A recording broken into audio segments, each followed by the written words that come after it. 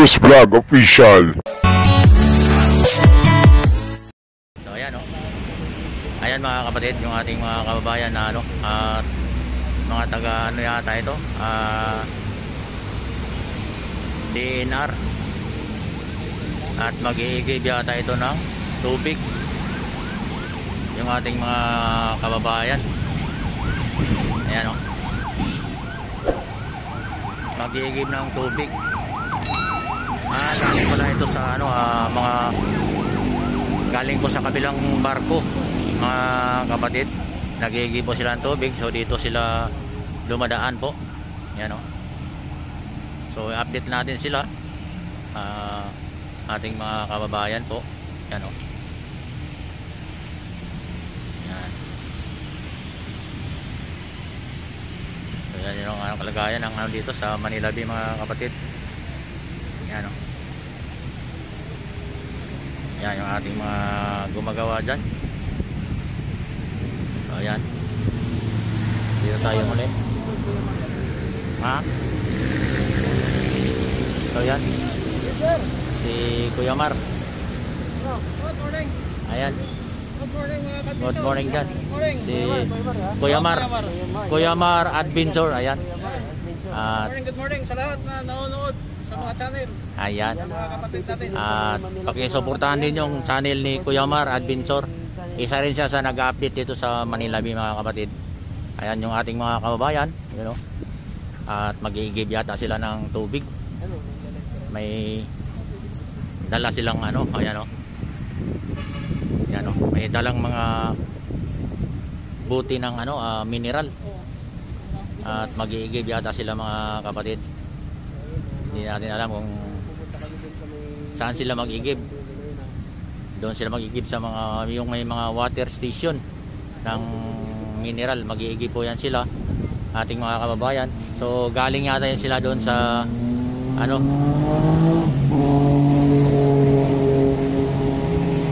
galing ko yan sila doon sa barko, yung mga barge doon. Saka yun isa doon, nandun papunta doon sa barge.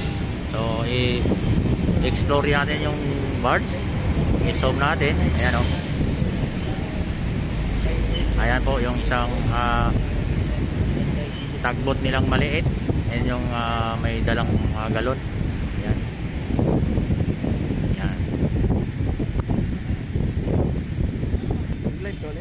Hindi, vlog lang to.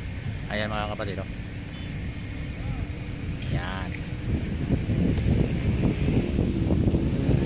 So nandun na po yung ating mga kababayan na nag-i-give po sila, at naubusan na sila ng kanilang inumin mga kapatid sa dyan, sa mga nasa barko yan sila mga kapatid. Dito tayo sa kahabaan ng Manila Bay. Ayan doon naman, at may nagano doon ng dolomite sand yung doon. So bubuhos ng dolomite sand sa may malaking imbudo. Ang sinasabi nilang malaking imbudo po mga kapatid. Yan. So i-zoom natin yung doon banda. Yan yan mga kapatid, yung barko na yon. Ayun yung bakho na gumagalaw doon. Ayun yung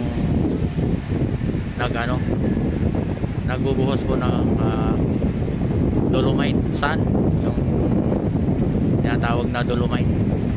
Yan yan yung ating mga gumagawa po. Yan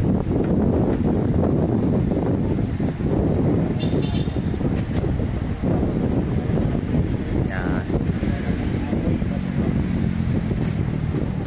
So yan mga kapatid, kung kayo bago lang sa ating channel, huwag kalimutan po mag-subscribe at pakiclick na din yung notification bell para updated po tayo sa ating mga video patungkol dito sa Manila Bay update mga kapatid. So yan, maraming salamat po sa mga makapanood po sa aking vlog, at ako po ay si Delbers Vlog na nag-update about dito sa Manila Bay mga kapatid. At maraming salamat po sa mga walang sawang sumuporta sa aking channel. Ayan. So ayan po yung back po, yan yung Dolomite Sand, Pisto. Ito yung Pisto mga kapatid, oh. Yan yung Pisto. Diyan lang ang nakaano yung backhoe. Yan po yung pag inaano yung buhangin. At nilalatag nila yung buhangin dyan. So ito yung seawall. Yan yung ginagawa nila.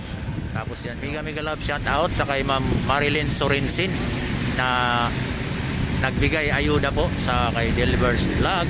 At maraming salamat po talaga sa walang sawang pagsuporta ni Ma'am Marilyn Sorensen. Ayan, mega shout out sa iyo, Ma'am Marilyn Sorensen. Pasensya na ho so mga kapatid, yung nabubulol na po si Delbers Vlog kasi medyo napagod na rin. At kanina pa po ako nagsasalita kaya medyo nabubulol, mas pasensya na po kayo mga kapatid kung si Delbers nabubulol na. Ayan yung ating mga gumagawa. Ayan, oh. Ayan, ito kahabaan ng Manila Bay, Rojas Boulevard po. Ayan, oh. Ayan yung ating Rojas Boulevard. At mabanayad yung traffic at wala masyadong traffic ngayon. So mabilis yung ating mga motorista ang biyahe mga kapatid. So ayan, oh. At ating mga bikers po na dito sa Manila Bay. Ayan. Yun. At mega love shout out sa lahat ng mga ating mga viewers. Ayan, maraming salamat po sa mga suporta talaga, sa walang sawang, sinasabi kong walang sawang suporta. At mega shout out sa inyong lahat. Ayan. So hanggang dito na lang po yung aking vlog. At see you next time vlog, Delbers Vlog. So hanggang dito na lang mga kapatid. Bye bye po mga kapatid. Salamat sa lahat. So hanggang dito na lang talaga mga kapatid. Bye bye.